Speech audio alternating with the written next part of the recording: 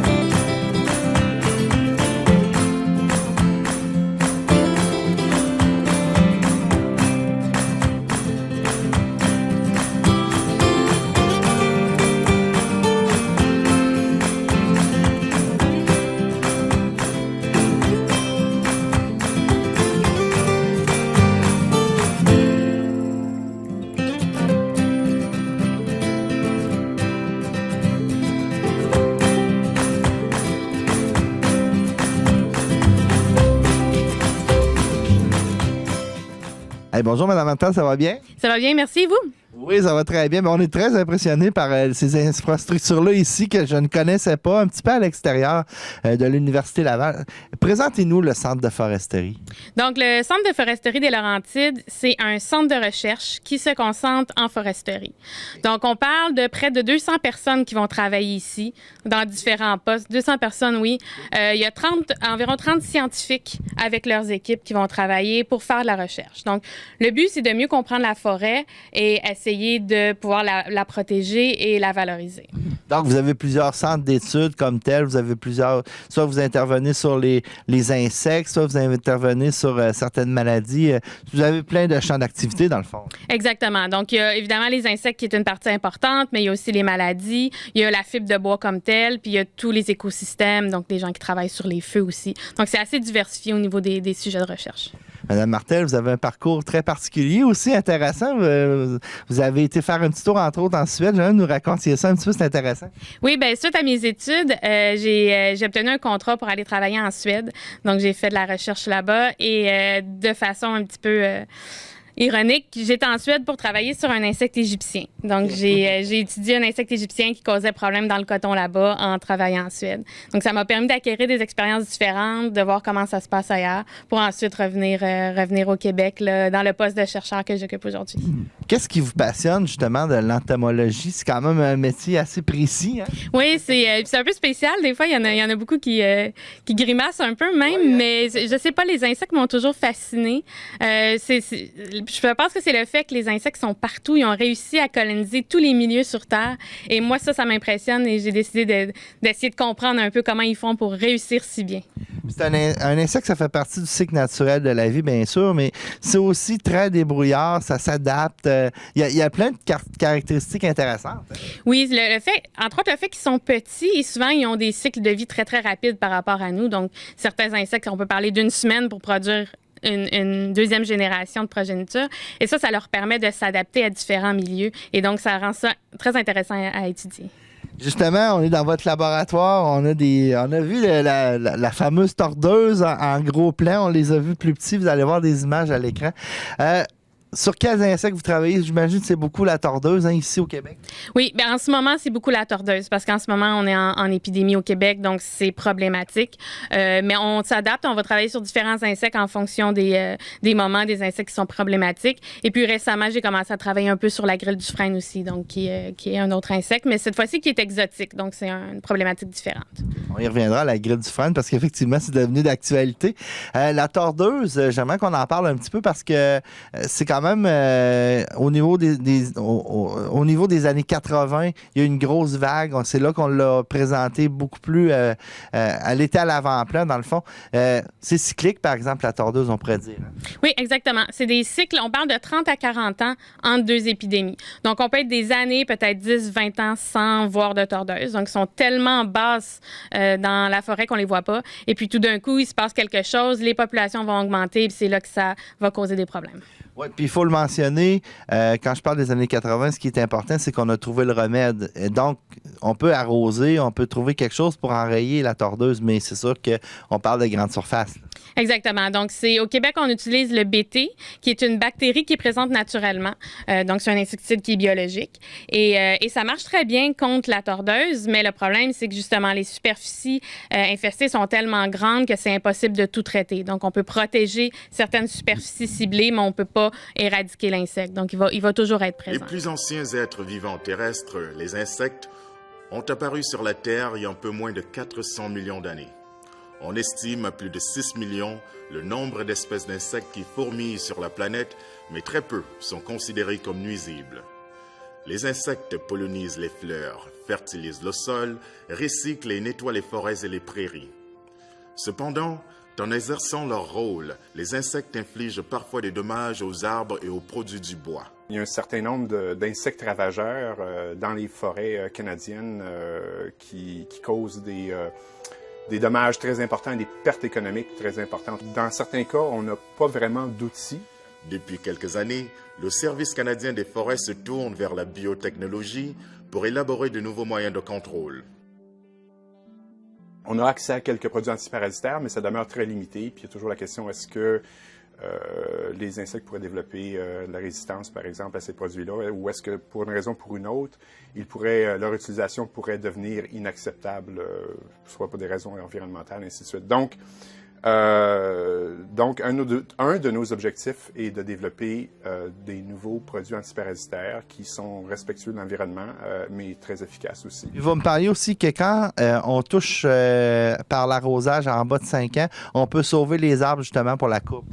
Généralement, on parle de 5 années de défoliation sévère pour causer la mortalité d'un arbre. Donc, ça permet de protéger, si on arrive à diminuer la défoliation, mais on peut maintenir l'arbre en vie jusqu'à ce que l'épidémie se termine. C'est ça, on le sait peut-être pas, mais ça s'attaque aux feuilles. Ça s'attaque au feuillage, exactement, des conifères. Le sapin va être son essence préférée et ensuite, il y a les différentes épinettes qui vont être attaquées aussi. Alors, vous les avez vues, les petites bébites, là, dans vos... justement, qu'est-ce que vous faites quand vous recevez des échantillons? C'est qu'à chaque année, ils sont différentes? Vous voulez voir s'ils sont adaptés aux médicaments, dans le fond, au BT. Qu'est-ce que vous faites un petit peu comme étude? Il y a différentes choses qui se font. Donc, d'une part, on va prendre des échantillons, on va aller couper des branches en forêt pour avoir une idée des niveaux de population. Donc, on va compter carrément le nombre d'insectes sur chaque branche pour savoir comment ça progresse. Puis, on va faire aussi du piégeage de papillons. Donc, on va mettre des pièges à papillons qui vont spécifiquement attirer les mâles de la tordeuse. Puis là, ça va nous permettre d'avoir des niveaux de population comme ça. Et puis après, on va faire différentes études pour essayer d'améliorer des moyens de lutte, essayer de comprendre comment ils se propagent, comment ils se déplacent, d'essayer de comprendre les facteurs de mortalité, parce qu'il y a beaucoup de mortalité naturelle. Puis c'est tout ça qu'on essaie de comprendre pour essayer de mieux anticiper les épidémies puis peut-être mieux combattre en comprenant mieux ce qui se passe. On a vu justement une photo avec plein de papillons. C'est quoi le rôle du papillon? Est-ce que c'est la chenille qui se transforme en papillon? Exactement. Oui, c'est la chenille qui va causer la défoliation. Donc, la chenille va se nourrir au printemps seulement. Donc, la chenille passe l'hiver toute petite dans un abri de soie. Et c'est au printemps, quand elle se réveille, qu'elle va attaquer les bourgeons de l'année. Donc, c'est la pousse annuelle qui est mangée. Et c'est là que le dégât va se faire, que la défoliation va se faire. Ensuite, il va avoir une métamorphose vers le papillon. Et le papillon, lui, il se nourrit pas. Donc, il cause pas de dégâts, mais c'est lui qui va se propager et qui peut permettre d'infester des nouvelles régions en parcourant parfois des assez grandes distances, en s'aidant avec les courants d'air et avec les vents. Oui, vous me disiez, entre autres, que les papillons peuvent passer de la côte nord à la côte sud du fleuve, justement, pour transférer l'épidémie d'endroits. Exactement. Donc, avec les vents, ils peuvent parcourir d'assez grandes distances. Donc, ils ont traversé de la côte nord vers la rive sud. On parle de Bas-Saint-Laurent-Gaspésie. Mais on peut aussi en retrouver des fois sur l'île de Terre-Neuve qui ont déplacés, qui sont partis peut-être de la Côte-Nord ou de la Gaspésie pour se rendre jusque là-bas. Afin de concevoir des produits antiparasitaires efficaces, les experts entomologistes du SCF tels que Michel Cusson s'intéressent de près au comportement des insectes, à leur physiologie et au fonctionnement de leurs hormones. Je dirais que l'ensemble de nos travaux se situe dans le domaine de ce qu'on appelle la génomique des insectes. Donc, un domaine qui est quand même assez vaste, mais essentiellement où on tente d'identifier les gènes les plus importants chez les insectes. En identifiant des gènes uniques chez certains insectes, il est possible de créer des pesticides qui ne causeront pas de dommages aux autres espèces, mais seulement aux insectes ciblés. Ainsi, certains gènes découverts par les entomologistes sont utiles pour améliorer l'efficacité des produits antiparasitaires. Certains de ces gènes-là peuvent aussi être utilisés pour l'amélioration de l'efficacité d'insecticides microbiens qui existent. Disons qu'il existe des insecticides à base de bactéries, de virus, de champignons. Dans certains cas, ce sont des outils très utiles et très écologiquement désirables parce qu'ils sont très spécifiques. Ils n'ont pas d'impact sur d'autres organismes non ciblés. Les recherches menées par Michel aideront à gérer les risques futurs causés par les insectes envahissants et nuisibles.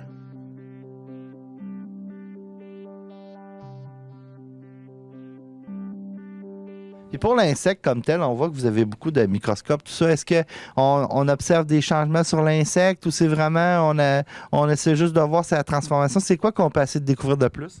Les possibilités sont infinies, je dirais. Moi, ce que je regarde beaucoup, c'est justement les causes de mortalité. Donc, il y a un type d'insecte qu'on appelle parasitoïdes. Et eux, ce qu'ils font, c'est qu'ils vont pondre à l'intérieur de la tordeuse. Ils vont la manger de l'intérieur. Ah, ouais? Oui, donc, et évidemment, ça va tuer la tordeuse. Donc, moi, je vais étudier beaucoup ça. C'est quelque chose qui est présent naturellement, mais qui est un facteur important qui peut contrôler les populations quand elles sont basses. Puis, on essaie de comprendre comment ça se fait qu'ils n'arrivent plus à contrôler les populations, justement, en épidémie. Dans le fond, tantôt, vous avez résumé le cycle de vie de la tordeuse. J'imagine que vous devez intervenir avant qu'elle se transforme en papillon, parce que là, ça se gâte. Hein? Oui, exactement. Fait que l'insecticide, le BT, on le fait au moment où ils sont en chenille, parce qu'il faut en fait que la chenille mange le BT pour que ça fonctionne. Okay. Donc, il faut le faire assez tôt dans le développement, quand il y a 6 stades de chenille, puis ça va être fait peut-être au 4e stade quand on va se nourrir, pour justement aussi empêcher la défoliation, donc pas attendre à la fin complètement.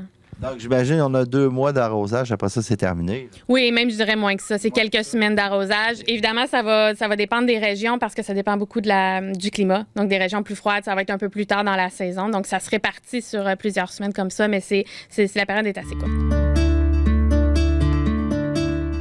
La tordeuse des bourgeons de l'épinette pose une menace pour les forêts et les industries forestières de l'Est de l'Amérique du Nord. Lors de la dernière infestation importante dans les années 1970 et 80, plus de 50 millions d'hectares ont subi des dommages. Il y a actuellement une infestation au Québec et les populations de tordeuses des bourgeons de l'épinette sont en hausse au Nouveau-Brunswick.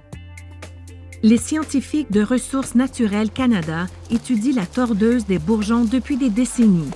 Dans le cadre d'une collaboration sans précédent, des scientifiques, des gouvernements, des universités et des intervenants de l'Est du Canada et des États-Unis ont formé le Partenariat pour une forêt en santé afin d'agir de façon proactive pour traiter et protéger la forêt contre les dommages causés par la tordeuse des bourgeons. Comme les infestations majeures de tordeuses des bourgeons dans les forêts de l'Est du Canada jouent un rôle important, nous faisons tout notre possible pour les prévenir à l'aide d'une stratégie d'intervention précoce. Voilà donc la raison pour laquelle nous avons mobilisé cette solide équipe de membres de l'industrie, d'universités et du gouvernement afin de travailler ensemble en vue de trouver une nouvelle approche pour prévenir les infestations à grande échelle. Les résultats obtenus au Québec ces dernières années ont démontré que lorsque les populations de tordeuses des bourgeons sont à un très bas niveau, les mâles ont de la difficulté à trouver des femelles et le taux de reproduction est faible. D'où l'idée d'une stratégie d'intervention précoce afin de détecter les points chauds par une surveillance très intensive de la forêt, ce qui permet de repérer les endroits où il commence à y avoir plus de tordeuses et bourgeons, puis de s'y rendre et d'utiliser les outils dont nous disposons afin d'intervenir dès le début et ainsi essayer de ramener la population de tordeuses et bourgeons à de faibles niveaux. Là, Mme Martel, on est en automne, donc vous faites quoi? À l'automne, ce qu'on va faire beaucoup, on va récolter des branches. Et là, sur les branches à l'automne, évidemment, l'insecte n'est pas actif, mais on a les toutes petites chenilles qui sont installées pour l'hiver. Exactement. Donc ça, c'est un moment où on peut aller les chercher. C'est facile parce qu'elles ne bougent pas, donc on est sûr qu'elles vont rester sur la branche. Et là, nous, ça nous permet de faire des décomptes du nombre d'insectes. Donc ça, c'est une partie importante à l'automne. Mais on a aussi plein d'échantillons qu'on a récoltés pendant l'été qui nous attendent sagement au frigo, que là, il faut faire des décomptes de papillons. Moi, les parasitoïdes que j'étudie, c'est pareil, je les ai conservés tout l'été. Là, il faut que j'identifie tout ça, que je prenne des mesures. Donc, il y a encore beaucoup de travail. Quand vous parlez d'un frigo, c'est un grand frigo, c'est à quelque part ici dans l'immeuble, c'est ça? Oui, on a des grandes chambres froides. Là, c'est des pièces carrément dans lesquelles on rentre, puis là, on conserve tous nos échantillons. Okay. On parle beaucoup de la tordeuse parce que c'est elle qui fait beaucoup les manchettes, mais pourquoi? C'est à cause qu'elle est dévastatrice? C'est à cause qu'elle est vraiment l'insecte par excellence au Québec? Bien, au moment des épidémies, comme je disais, c'est aux 30 à 40 ans, donc il y a des longues périodes où on n'en parle pas, mais oui, ça fait les dommages sont extrêmement importants sur les arbres. Et le problème, évidemment, c'est que nous, on est en quelque sorte en compétition avec l'insecte pour la ressource que sont les arbres. Donc, c'est pour ça qu'on en parle beaucoup, parce qu'il y a des impacts économiques importants. Donc, on parle, quand les épidémies sont élevées, sur une branche, on peut trouver des dizaines d'insectes. Donc, un arbre peut se retrouver totalement défolié durant une épidémie. Donc, évidemment, les conséquences sont importantes. Là, présentement, dans quelle région elle est plus particulièrement active, ou est-ce que c'est répandu au Québec? Est-ce qu'elle se promène? Oui, elle est en progression. Donc, on a la Côte-Nord, Saguenay-Lac-Saint-Jean, qui sont les régions qui ont été les premières touchées. Okay. Ça a traversé ensuite Bas-Saint-Laurent-Gaspésie, où ça continue à progresser. Et là, on la voit se déplacer le long du fleuve vers le sud-ouest. Donc, tranquillement, autant sur la rive nord que sur la rive sud. Elle se déplace aussi vers le Nouveau-Brunswick. Et puis, on a des foyers en Abitibi qui sont en fait liés avec ce qui se passe en Ontario. Okay. Donc, la capitale nationale, comme telle, n'a pas été nécessairement touchée pour cette vague-là. Là. On en trouve dans Charlevoix. Okay. Puis on voit que ça tend à progresser, mais pour le moment, c'est pas plus loin que Charlevoix. Okay. Donc, c'est une bonne nouvelle pour nous, au moins.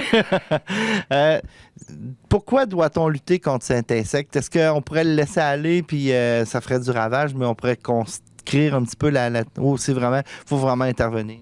C'est des décisions qui sont prises en fonction de la valeur des forêts. Donc, on pourrait théoriquement la laisser aller. Évidemment, ça tuerait beaucoup d'arbres dans des grandes superficies. C'est un phénomène naturel, donc ça permet la régénération des forêts un peu comme un feu. Mais c'est sûr que nous, comme économiquement, on dépend de la forêt. C'est là où ça peut être important de protéger au moins certaines parties de la forêt affectée dans un but économique. Puis, comment vos travaux peuvent enrayer? On ne peut pas enrayer, mais pourrait, je dirais, ralentir la progression. Tout ça, c'est vraiment, vous travaillez sur le ralentissement, dans le fond. Ça, c'est une partie. La compréhension, parce que de savoir, essayer de comprendre et savoir quand ou où ça va être, ça peut aider, parce que ça peut permettre de s'ajuster, mais aussi de combattre. Okay. Donc, il y a un projet qu'on a présentement au Nouveau-Brunswick. Okay. Et la raison pour laquelle on est au Nouveau-Brunswick, c'est que les populations sont plus basses qu'au Québec. Donc, on est comme plus tôt dans le cycle. Et on teste ce qu'on appelle la stratégie d'intervention hâtive. Et là, au lieu de protéger une forêt qui est déjà infestée, on essaie de détecter le moment où les populations vont commencer tout juste à monter. Donc, avant qu'on soit à un moment qui est problématique. Et là, on regarde si on traite ces forêts-là, est-ce qu'on est capable d'empêcher l'épidémie d'arriver ou peut-être de la retarder. Donc, ça, c'est des choses qui sont à l'étude. Donc, pour essayer de fournir aux provinces un outil supplémentaire qui serait disponible plus tôt dans l'épidémie que la protection du feuillage. Quand on parle d'un arrosage au début, est-ce qu'on parle de quelques kilomètres, plusieurs kilomètres? Quand vous faites une étude comme ça, c'est sur une petite échelle? Ou... Ça dépend. Dans le cas de l'intervention hâtive, comme on veut toucher la population complète de l'insecte, il faut traiter la totalité de la superficie qui est à l'approche de notre seuil qu'on identifie comme critique. Donc, ça peut être quelques hectares, ça peut être quelques milliers d'hectares. Donc, ça va dépendre d'une année à l'autre et des régions qu'on va étudier. Les chercheurs mettent actuellement à l'essai de nouvelles options et technologies de traitement qui pourraient donner aux gestionnaires des forêts un coffre à outils mieux garni afin de lutter contre les infestations de tordeuses des bourgeons. Il s'agit d'une nouvelle approche de gestion des infestations de tordeuses des bourgeons qui consiste essentiellement à contrôler les points chauds tout le long de la ligne de progression de l'infestation. Nous espérons que cela ralentira, voire même évitera la propagation de l'infestation. Même si les résultats sont encore préliminaires, nous avons assez bien réussi à contrôler les populations, du moins localement, le long de la ligne de progression de l'infestation. Les scientifiques sont également d'avis que l'une des clés de la lutte contre les infestations de tordeuses des bourgeons est l'utilisation de phéromones. Les phéromones sont des composés chimiques de modification du comportement qui sont produits naturellement et qui, sous forme synthétique, peuvent être mis dans des pièges afin d'attirer les insectes et de les détecter, ainsi que pour perturber leur processus d'accouplement. Ce produit chimique est enregistré en vue de son utilisation contre la tordeuse. Nous mettons au point cette technique en tant que façon relativement sans danger pour l'environnement de contrôler les populations d'insectes à de très faibles densités. La tordeuse est actuellement en faible densité et nous avons donc l'occasion unique de mettre cette technologie à l'essai afin de lutter contre elle. Maintenant, vous m'avez dit un petit peu avant l'entrevue que les drones puis la nouvelle technologie vous aident de plus en plus justement à combattre. Comment ça peut vous aider? Peut-être avoir un regard d'en haut? Il y a différentes utilisations des drones qui sont en effet de plus en plus utilisées en foresterie comme en agriculture d'ailleurs. Une partie, c'est l'imagerie. Donc, ça permet de prendre des images de la forêt qui vont nous donner différentes informations. Il y a aussi certaines compagnies qui vont faire des arrosages de BT avec les drones. Donc, pour des plus petites superficies, par exemple, où là, on ne peut pas utiliser les avions ou parce que c'est trop coûteux. Et dans mon cas, j'ai cet été fait un projet de recherche où on faisait de l'épandage d'insectes. Donc, les insectes parasitoïdes qui vont attaquer la tordeuse à l'aide des drones. Donc, c'est un projet qui est en collaboration avec Canopy, qui est une compagnie qui a développé le système d'épandage d'insectes au Québec, et Anatis, qui, eux, vont élever les insectes et les vendre. Donc, pour en agriculture ou quelqu'un qui veut lutter contre des insectes, eux, ils vont vendre des insectes qui s'y attaquent. Et donc, on a fait un projet de recherche en lâchant les insectes qui attaquent la tordeuse sur des forêts infestées pour essayer de voir, est-ce que ça peut être une solution peut-être pour des relativement petites superficies. Oui, parce que le coût d'épandage pourrait être beaucoup moindre là, à ce moment-là. Bien, c'est ça. Puis c'est évidemment, sur une grande superficie, c'est toujours avantageux d'avoir plutôt un avion, un hélicoptère, mais sur une superficie plus petite, donc on peut parler peut-être en milieu plus urbain où on ne veut pas nécessairement mettre d'insecticides ou des propriétaires privés qui vont avoir des plus petites superficies. Donc, ça peut être peut-être une solution alternative. Donc, c'est à l'étude présentement. Il me vient une question, justement, c'est peut-être un petit peu anodine, mais est-ce que la tordeuse des bourgeons d'épinette s'attaque seulement à l'épinette? Non. Malgré son nom, c'est le sapin qu'elle va préférer. Donc, c'est le sapin de son essence préférée, suivi des épinettes. Dans l'ordre, on parle de blanche, rouge et noire. Et la raison de cette préférence-là, c'est une question de synchronisme entre l'éveil de la tordeuse au printemps, après l'hiver. Donc, elle n'a pas mangé de l'hiver, elle est évidemment affamée. Donc, elle a besoin de bourgeons pour se nourrir. Et donc, le sapin est le premier arbre dont les bourgeons vont ouvrir. Donc, c'est la raison pour laquelle le sapin est plus attaqué. Puis ensuite, les autres épinettes, c'est purement dans l'ordre d'ouverture des bourgeons. Voici la grille du frêne, petit coléoptère de couleur verte qui a tué des millions de frênes dans le sud de l'Ontario, certaines régions du Québec et le nord-est des États-Unis, depuis que sa présence a été décelée pour la première fois à Windsor, en Ontario, en 2002. Les spécialistes croient que cet insecte volant, qui ne mesure que 8,5 à 14 mm de long, est arrivé en Amérique du Nord dans les emballages de bois provenant d'Asie. Les agriles pondent leurs œufs sur les troncs d'arbres, sous les plaques et dans les fentes de l'écorce. Par la suite, les minuscules larves qui émergent des œufs grugent un chemin dans l'écorce pour atteindre la surface du bois. Les larves se trouvent ainsi dans l'interface entre le bois et l'écorce et elles commencent à creuser des galeries dans cette zone. Le tissu de l'arbre dans cette zone est très important pour le transport des nutriments vers le haut et vers le bas de l'arbre et pour amener l'eau vers le haut de l'arbre.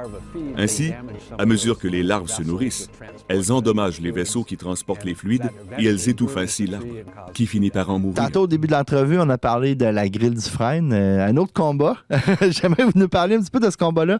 On le voyait arriver, par exemple. Là, je pense que la progression s'est faite de Montréal, Trois-Rivières, et là, est arrivée à Québec. Parlez-nous un peu de ce combat-là.